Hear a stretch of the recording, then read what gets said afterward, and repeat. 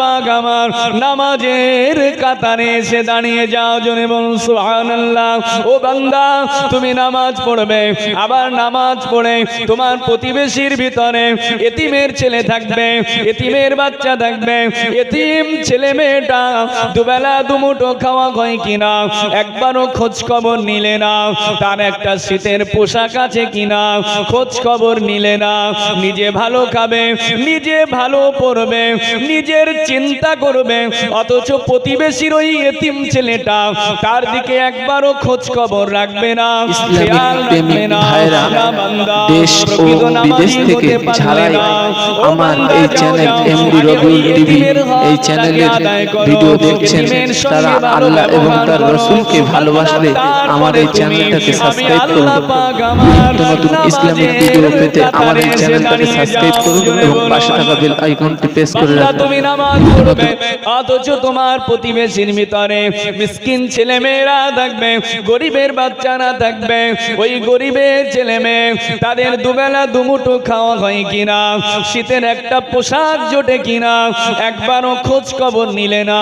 নিজে ভালো খেলে, নিজে ভালো বললে, নিজের সন্তানাদির ব্যাপারে চিন্তা করলে, অথচ ওই গরিবের ছেলে মেয়ের ব্যাপারে ভাবলে না, তার হকটাকে আদায় করলে না।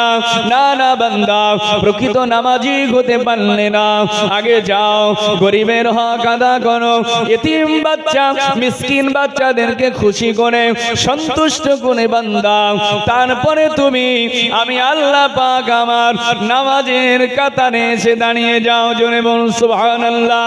ও বান্দা, তুমি নামাজ পড়বে আর আমার বান্দাদের সাথে যখন কথা বলবে তুমি কর্কশ ভাষায় কথা বলবে, তোমার মুখের ভাষাটা খারাপ হবে, তোমার কথাতে তাদেরকে দুঃখ দেবে, তাদেরকে ব্যথা দেবে।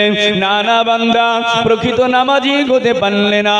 যাও যাও, আগে আমার বান্দাদের সাথে যখন কথা বলবে, আমার বান্দাদের সাথে ভালো আচরণ করে, ভালো কথা বলে, তাদেরকে খুশি করে, এই 6টা কাজ আগে করে তুমি একজন ভালো মানুষ হয়ে যাও, একজন স্বচ্ছ পরিচ্ছন্ন পরিমার্জিত একটি মানুষে পরিণত হয়ে তারপরে বান্দা তুমি আমি আল্লাহ পাক আমার নামাজের কাতারে এসে দাঁড়িয়ে যাও, জোরে বলুন সুবহানাল্লাহ। আরেকটু জোরে বলুন সুবহানাল্লাহ। নামাজের আগে কটা কাজ আল্লাহ দিলেন? 6টা কাজ। এটাই হচ্ছে ইসলামের শিক্ষা, এটি হচ্ছে ইসলামের শিক্ষা। শুধু নিজে খাবো, নিজে বাঁচবো এই চিন্তা নয়,